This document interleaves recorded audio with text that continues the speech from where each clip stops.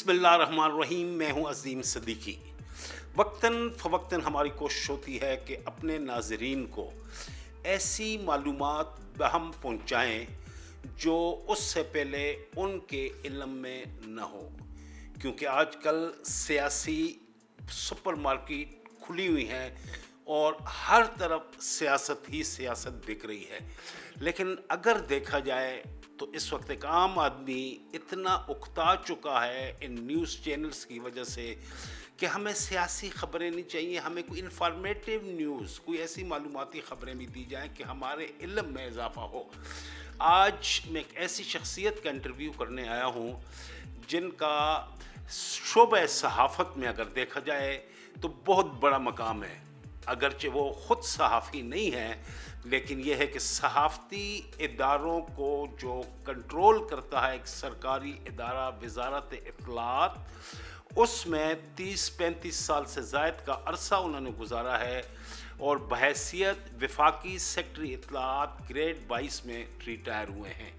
और रिटायरमेंट के बाद एक इंतहाई अहम ओहदा उन्हें दिया गया है जो कि अगरचे उनके साबका ओहदे के मराआत के हवाले से कुछ भी नहीं है, लेकिन कौमी जज्बे के तहत उन्होंने इस ओहदे की ज़िम्मेदारियाँ कबूल की हैं एक चैलेंज समझकर, और बहुत अहम तरीन मालूमात कौम को फराहम की गई हैं। पाकिस्तान इंफॉर्मेशन कमीशन एक ऐसा इदारा है जो हुकूमत पाकिस्तान ने 2017 नवाज शरीफ हुकूमत में कायम हुआ और बाज़ाब्ता तौर पे उसका ज़ाब्ता-ए-कार और उसे चलाने का जो नोटिफिकेशन सरकारी हुआ करता है वो नवंबर 2018 में जारी हुआ।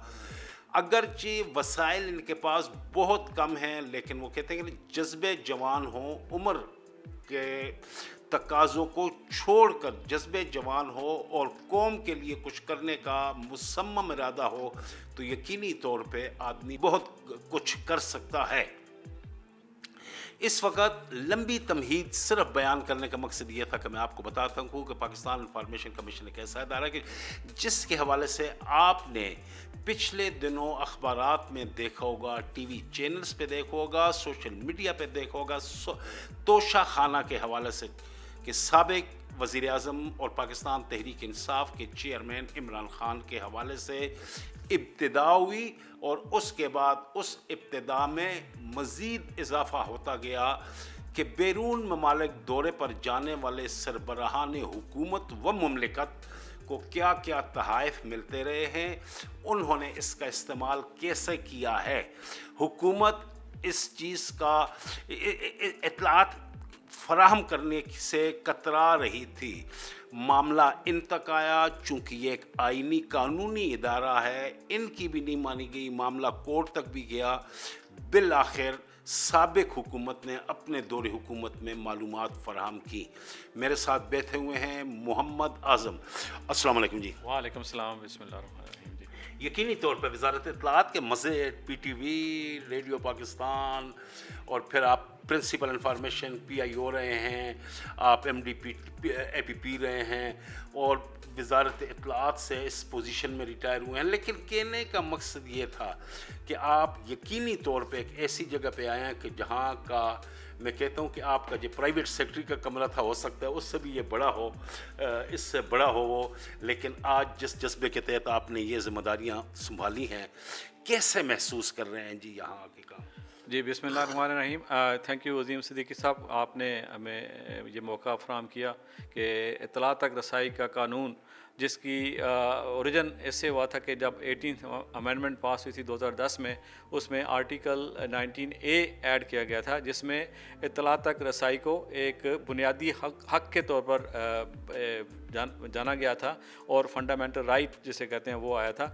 और ये कमीशन जो राइट टू इंफॉर्मेशन एक्ट है वो पार्लियामेंट के डिफरेंट स्टेजेस से, डिफरेंट स्टेक होल्डर से करके मशवरा करने के बाद 2017 में पार्लियामेंट پارلیمنٹ سے پاس ہوا اور صدر پاکستان نے اس پہ دستخط کیے، لیکن وہ کمیشن 6 مہینے میں بننا تھا، لیکن وہ 6 مہینے کے بجائے 13 مہینے کے بعد بنا، اور نومبر 7 2018 سے یہ کمیشن کی نوٹیفکیشن ہوئی۔ اس کے بعد سے ہم اس پہ کام کرنا شروع کر دیا تھا۔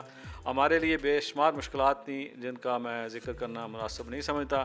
یہاں تک مشکلات تھیں کہ ہمیں 8 مہینے پہلے تو نہ کوئی بجٹ دیا گیا، نہ ہمیں کوئی اسٹاف دیا گیا، نہ ہمیں ایون آفس کا کمرہ دیا گیا۔ پورے 2 سال کے بعد ہم نے چھوٹا سا یہ آفس ہائر کیا، لیکن ہم نے فرام ڈے 1 ہم نے کام شروع کر دیا، اور ہم نے اپنے کمیشن کی ویب سائٹ بنائی۔ ہمارے پاس ایون کاغذ لکھنے کے لیے اور فوٹو کاپی کرنے کے لیے اور اس کو لیٹر کو شہریوں تک یا مختلف محکموں کو پہنچانے تک کے لیے ہمیں ایک این جی او نے تھوڑی مدد فراہم کی، اور بعض کا ہم اپنے پیسوں سے فوٹو کاپی کرا کے کام شروع کر دیا۔ ہمارے پہلے 8 مہینے میں ہی ہم نے کچھ 239 کے قریب درخواستیں ہمارے پاس آ گئی تھیں۔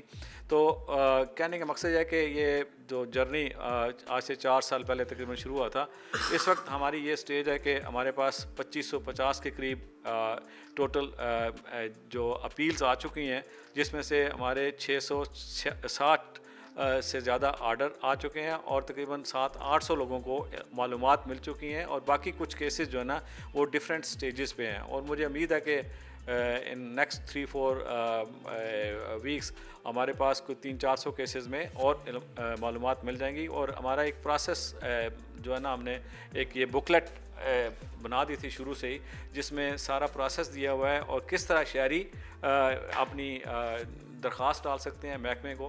لیکن ہمارے لیے سب سے بڑی مشکل یہ تھی کہ ہمارے ہاں ایک کالونین دور میں انگریز نے ایک آفیشیل سیکرٹ ایکٹ 1923 چھوڑ گئے تھے، جو انہوں نے اپنے ملک میں تو چینج کر لیا، لیکن ہمارے ہاں جو سول بیوروکریسی یا آفیشیل ہیں وہ بڑے ریلکٹنٹ ہوتے ہیں کہ یہ ہم کیوں انفارمیشن دیں اور عوام ہم سے کیوں پوچھے۔ حالانکہ اس لا کی بیسک جو تھیم ہے، اس کو پوری دنیا میں کہتے ہیں سن شائن لا، اور اس میں یہ کہ ہماری ناٹ اونلی کہ ہم نے بہت دیر کر دی، ہماری یو این او کے ریزولوشن کے تحت بھی ابلیگیشن تھی کہ ہم اس لا کو بناتے۔ اس وقت دنیا کے 132 ملکوں سے میں یہ کمیشن قائم ہے اور لا یہ بنا ہوا ہے، جس میں سے ہماری رینکنگ جو ہے نا وہ 30 نمبر پہ ہے، جبکہ ہمارے سب کانٹیننٹ میں انڈیا، بنگلہ دیش، سری لنکا، نیپال، ایون مالدیو، ان کی رینکنگ ہم سے زیادہ ہے۔ اور ہمارے انفارمیشن کمیشن کے جو فیصلوں کی وجہ سے ہمیں ریسنٹلی یونیسکو نے بھی بہت سپورٹ کیا۔ ہمارے ایک کمشنر کو انہوں نے تاشقند میں کانفرنس میں بلایا، مجھے بھی بلایا تھا، لیکن انہوں نے کہا تھا ہم پارٹلی فنڈنگ کریں گے تو نہیں وہ گئے زاہد عبداللہ صاحب، انہوں نے وہاں پہ پاکستان کی نمائندگی کی، اور میرے خیال میں ایک بہت بڑا اعزاز تھا کہ ہمارے کمیشن کی جو کام کیا اس کو ریکگنائز کیا گیا۔ ریسنٹلی ایک انٹرنیشنل ٹیم آئی تھی جس نے ایکسیس ٹو انفارمیشن کے علاوہ باقی قوانین میں بھی جو اچیومنٹ ہے یا پاکستان جو پروگریس کر رہا ہے اس کے بارے میں پوچھا تھا، اس میں بھی وہ میٹنگ میں، اور ریسنٹلی رپورٹ آئی ہے ہمارے کمیشن میں، آپ نے رجسٹرار صاحب کو 2 دن بھیجا۔ تو ہماری اس وقت انٹرنیشنل ریکگنیشن بھی ہو گئی ہے، اور پاکستان جو ہے نا وہ شہریوں کو یعنی کہ عوام کو جن کے پیسوں سے سارے حکومت چلتی ہے، وہ معلومات فراہم کرنے کے لیے ہم اس لا کو پوری طرح استعمال کر رہے ہیں۔ توشہ خانہ میں کیا مشکلات آپ کو پیش آئیں؟ جی، توشہ خانہ میں بھی آج سے کوئی میں ہمیں 9-10 مہینے پہلے ایک صحافی ہیں رانا ابرار خالد صاحب، انہوں نے درخواست دی کہ جی جو فارمر اس وقت کے پرائم منسٹر ہیں، انہوں نے مختلف ممالک کے دورے کیے، ان کو جو گفٹ ملے ان کی ڈیٹیل دی جائے۔ جب ہم نے نوٹس کیبنٹ ڈویژن کو بھیجا تو کیبنٹ ڈویژن کیونکہ انہوں نے کہا جی یہ تو سیکرٹ ڈاکومنٹ ہے، تو ہم نے پھر نوٹس پہ دوبارہ بھیجا، ہیئرنگ کی، ہم نے ان کو اگزامپل دی کہ مطلب باقی تو دنیا چھوڑیں نا، باقی پوری دنیا میں بھی اس طرح ہوتا ہے کہ گفٹ لینے کا ایک طریقہ کار ہوتا ہے۔ مثلا امریکہ میں چند سال پہلے تک $100 تک گفٹ آپ رکھ سکتے تھے، اس سے زیادہ آپ کو ڈکلیئر کرنا پڑتا تھا۔ ملیشیا ایک اسلامی ملک ہے، اور مہاتر محمد صاحب وہاں پہ کوئی 28 سے 30 سال شاید پرائم منسٹر ہیں، انہوں نے یہ کیا کہ جتنے بھی گفٹ ملتے تھے انہوں نے اس کا میوزیم بنا دیا، مطلب پورے دنیا سے ہیڈ آف اسٹیٹ کے دوران ملتے تھے۔ تو ہم نے بھی ان کو مثالیں بھی دیں، پھر بالآخر وہ اسی بات پہ ان کی ضد تھی کہ نہیں جی تو سیکرٹ انفارمیشن ہے، ہمارے ہاں تو نہیں ہے رول۔ پھر ہم نے ایک ڈیٹیل آرڈر ایشو کیا جس کو انہوں نے چیلنج کیا آنریبل اسلام آباد ہائی کورٹ نے۔ اسلام آباد ہائی کورٹ نے ان کو کہا کہ نہیں آپ کو یہ انفارمیشن دینی چاہیے، اس کے باوجود نہیں دی، تو پھر ہم نے ایک آرڈر کے ذریعے ہم نے کیبنٹ سیکرٹری کو 30 days پے کے انڈر سیکشن 20F کو فائن کیا. تو وہ دوبارہ جب آنریبل اسلام آباد ہائی کورٹ میں لے گئے تو انہوں نے کہا کہ انہوں نے یہ پلی لی کہ کیبنٹ سیکرٹری نے ان گڈ فیتھ یہ معاملہ سارا پرائم منسٹر آفس میں بھجوا دیا تھا, تو اس لیے وہ خود ذمہ دار نہیں ہے, اور پرائم منسٹر آفس نے ایک کمیٹی بنا کے اس پہ ابھی فیصلہ دینا ہے, تو فیصلہ ان کا بھی آ رہا ہے. تو لیکن ایز اے رزلٹ یہ ہوا کہ آئندہ کے لیے ایک امید ہے مجھے, ہمیں وہ کیبنٹ ڈویژن والے بتا گئے ہیں جو ان کی مین تھیم تھی, کہ آئندہ کے لیے ایک واضح پالیسی ہوگی کہ جو گفٹ ملیں گے ان کو کیسے رکھنا ہے اور ان کو کتنی پیمنٹ کرنی ہے.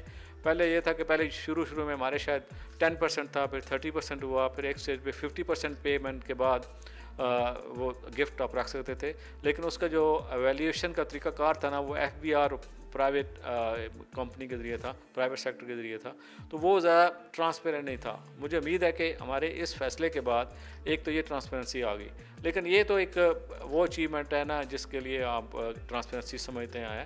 لیکن میں سمجھتا ہوں کہ ہمارے کمیشن کا سب سے اہم فائدہ جو 60-70 ہزار وہ اسٹاف ہے اس ملک میں جن کو جینیٹر اسٹاف کہتے ہیں, مختلف محکمے ایسے کرتے ہیں کہ ایک کنٹریکٹر کو ٹھیکہ دے دیتے ہیں, صفائی ورکر کہ ٹھیکہ یہ دے دیتے ہیں کہ آپ ہمیں پر پرسن ہم آپ کو 25 سے 30 ہزار روپیہ دیتے ہیں, آپ ہمیں اتنے بندے پرووائڈ کر دیں. For example civil aviation authority, all cantonment board جن کی تعداد 44 ہے, پاکستان پوسٹ آفس, مزار قائد اعظم کراچی میں. تو ایک شہری ہیں نعیم صادق صاحب, انہوں نے ایک مہم چلائی. انہوں نے پہلے ان محکموں سے پوچھا, جب انہوں نے جواب نہیں دیا تو انہوں نے ہمارے پاس اپیلیں کی. تو ہم نے مختلف فیصلوں کے ذریعے انہیں کہا کہ یہ جو منیمم ویج کا لا ہے یہ فیڈرل قانون ہے اور پروونسز میں بھی قانون ہے جس میں سوشل سیکورٹی ہونی چاہیے.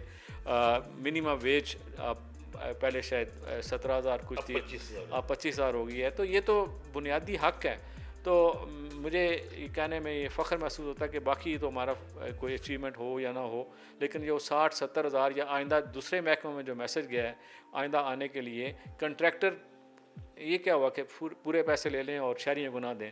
تو ہمارے اس فیصلے کی وجہ سے جو ڈاؤن ٹراڈن لوگ ہیں, یعنی کہ اس معاشرے میں سب سے لویسٹ طبقہ جو ہے نا, ان کو فائدہ ہو گیا ہے. یقینی طور پہ یہ چیف کمشنر اعظم صاحب سے یہ بھی پوچھے کہ عدالتی اختیارات بھی آپ لوگوں کے پاس ہیں؟ جی, ہمارے پاس سول کورٹ پاور ہیں اور ہمارے پاس کنٹیمپٹ آف کورٹ کی پاور ہیں, اور ہمارے پاس سیکشن 20F کے تحت اگر ہمارا فیصلہ یا ہمارا آرڈر امپلیمنٹ نہ کیا جائے تو ہم اس آفیشیل کو جو اس کا ذمہ دار ہو اس کو نہ امپلیمنٹ کرنے کا, اس کو ہم اپ ٹو 100 days پے تک فائن بھی کر سکتے ہیں, اور کنٹیمپٹ آف کورٹ کا بھی ہمارے پاس اختیار ہے. اور بعض اوقات اگر ہمیں یہ پتہ چلے کہ کوئی ادارہ جان بوجھ کر کسی ریکارڈ کو ڈسٹرائے کرتا ہے تو ہمارے پاس یہ بھی اختیار ہے, ہم انویسٹیگیشن ایجنسی کو کیس ریفر کر سکتے ہیں. ہمارے 2-3 کیسز ہم نے ریفر کیے ہوئے ہیں FIA کو. تو یہ اختیارات اس قانون میں آلریڈی موجود ہیں اور ہم نے ان کا استعمال بھی کیا ہے. اعلیٰ عدلیہ اور دفاعی اداروں کے متعلق بھی معلومات آپ کے توسط سے لی جا سکتی ہیں؟ سر, ہماری سیکشن 2 میں ڈیفائنڈ ہے کہ کون کون سی پبلک باڈی ہیں. تو اس میں ایک سیکشن 2 میں ہے any court, commission, tribunal or board under federal law. تو ایک شہری نے registrar honourable supreme court of Pakistan سے یہ پوچھا کہ آپ ہمیں یہ بتا دیں کہ آپ کے پاس ٹوٹل سینکشن پوسٹ کتنی ہیں, آپ کے پاس کتنے پوسٹیں خالی ہیں, اور ڈفرینٹ کوٹاز کیا ہیں. 3-4 سوال تھے. تو جب ہم نے انہوں نے جواب نہیں دیا وردی registrar of supreme court of Pakistan, تو انہوں نے ہمارے پاس اپیل کر دی. اپیل میں ہم نے ان کو نوٹس بھیجا. انہوں نے اپیل لی کہ ہم تو اس لا کے تحت آتے نہیں ہیں, حالانکہ اینی کورٹ, کمیشن اور بورڈ انڈر فیڈرل لا. تو الٹیمیٹلی یہی ہے, اور میں یہ بتانا مناسب سمجھتا ہوں کہ ایون انڈیا میں اس میں جو RTI لا ہے اس میں سپریم کورٹ بائی نیم شامل ہے. ہمارے ہاں وہ ورڈ رہ گیا, لیکن کانسٹیٹیوشن میں بھی ہے کہ فیڈرل لا کی ڈیفینیشن اس میں لکھی ہوئی ہے کہ مجلس شورا سے جو بھی ایکٹ پاس ہوگا اس میں آئے گا. لیکن آنریبل سپریم کورٹ کا یہ پلی تھی کہ یہ ہم فیڈرل لا کے تحت نہیں ہیں, ہم کانسٹیٹیوشن ادارہ ہیں. ہم نے اپنے فیصلے میں یہ لکھا کہ سپریم کورٹ کے 2 فنکشن ہیں. ایک جوڈیشل فنکشن ہے, اس میں no body has any authority to interfere.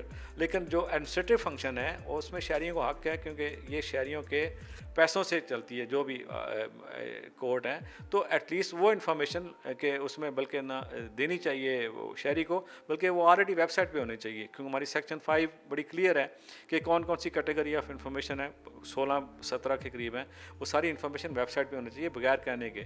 اگر یہ ہو جائے کہ سیکشن 5 کی امپلیمنٹیشن ہر محکمہ کر دے, تو اگر ایز اے شہری کوئی بھی بندہ درخواست دے تو وہ محکمہ لکھ سکتا ہے کہ یہ انفارمیشن آلریڈی اویلیبل ہے آن آور ویب سائٹ. تو کچھ محکموں نے تو ہمارے کہنے پہ کر بھی دیا ہے, مطلب I am glad to know کہ اس کا اوور آل امپیکٹ بہت اچھا ہے. فار ایگزامپل میں انوائرمنٹ پروٹیکشن ایجنسی ایک ادارہ تھا جس کے بارے میں بے شمار اپیلیں آ رہی تھیں, گزشتہ 6-7 مہینے سے ان کی صرف ایک اپیل آئی ہے, تو انہوں نے آگے بتایا کہ ہم نے اپنی ویب سائٹ پہ ڈال دی ہیں, ہمارے پاس جو ریکویسٹ آتی ہیں ہم لکھ دیتے ہیں. تو الٹیمیٹلی ہماری خواہش یہی ہے کہ یہ اس اسٹیج پہ آ جائے کہ بہت سی انفارمیشن ان کو آ جائے, ہمارے پاس اپیل آنے کی نوبت ہی نہ آئے. وزارت خارجہ کے حوالے سے بھی کچھ پچھلے دنوں آیا تھا کہ کوئی معذور, آنکھوں سے معذور افسران کے لیے زینہ وغیرہ نہیں ہے, کیا مسئلہ تھا؟ سر اس میں بھی نہ صرف یہ کہ وہ کمیشن کے پاس اپیل آئی تو ہم نے فیصلہ کیا, اصل میں ہماری اس میں انٹرنیشنل آبلیگیشن بھی ہیں کہ جو معذور افراد ہیں, اسپیشل پرسن ہیں, ان کو آج کل کہتے ہیں ڈفرینٹلی ڈسیبل, تو وہ ان کے لیے سہولیات دینا مہذب دنیا میں آج کل ایک قانون بنا ہوا ہے. ہمارے ہاں بھی قانون بھی موجود ہے. تو اس میں ایک شاعری نے یہ پوچھا تھا کہ آپ یہ بتائیں کہ آپ کی پالیسی کیا ہے, تو انفارچونیٹلی وہ جواب آیا فارن آفس سے کہ ہمارے پاس ابھی کوئی پالیسی نہیں ہے, ہم ابھی کنسلٹ کر رہے ہیں اسٹیبلشمنٹ ڈویژن کو, لا منسٹری کو. تو پھر ہم نے اس پہ ایک ڈیٹیل آرڈر دیا کہ اس پہ امپلیمنٹ کیا جائے. یہ تو ہماری اپلیکیشن ہے, اس میں 10-11 کے قریب ہمیں پتہ چلا کہ CSS کر کے آفیسر آئے ہیں اور اس میں کافی وہ لوگ کنٹریبیوٹ کر رہے ہیں. تو آفیسرز کے علاوہ ویسے بھی دنیا پوری میں عوام کے لیے بھی جو پبلک آفس ہوتے ہیں وہاں پہ جو ڈفرینٹلی ڈسیبل لوگ ہوتے ہیں ان کے لیے ہر چیز ہوتی ہے, کیونکہ ہر شہری کو برابر کے حقوق ہیں, تو برابر کے حقوق دینا یہ گورنمنٹ کی ذمہ داری ہے. تو وہ انہوں نے اس پہ کافی شورٹی دلائی ہے کہ اس پہ پالیسی بھی بن رہی ہے اور انہوں نے کچھ فیسلٹی دینا شروع بھی کر دی ہیں, لیکن ابھی بھی کمپلیٹ نہیں ہے. لیکن ہمارا آرڈر ان فیلڈ ہے, اس کو امپلیمنٹ ان کو کرنا پڑے گا. بہت شکریہ اعظم بھائی. ناظرین, آپ کے لیے بھی ایک مشورہ ہے, بلکہ میں تو کہوں گا تواڈے سے مفت مشورہ اگر تسی من لو تے مشورہ یہ ہے کہ اگر کسی کو بھی کسی ادارے کے حوالے سے معلومات درکار ہوں تو اسلام آباد میں information commission of Pakistan F8 مرکز میں ان کا دفتر ہے. وہاں کسی بھی حوالے سے رابطہ کر کے ان کے توسط سے اگر کوئی محکمہ انفارمیشن آپ کو اطلاعات تک رسائی پہنچنے میں رکاوٹ ثابت ہو رہا تو ان سے رابطہ کیا جا سکتا ہے. اجازت دیجیے اگلے پروگرام تک. اللہ حافظ.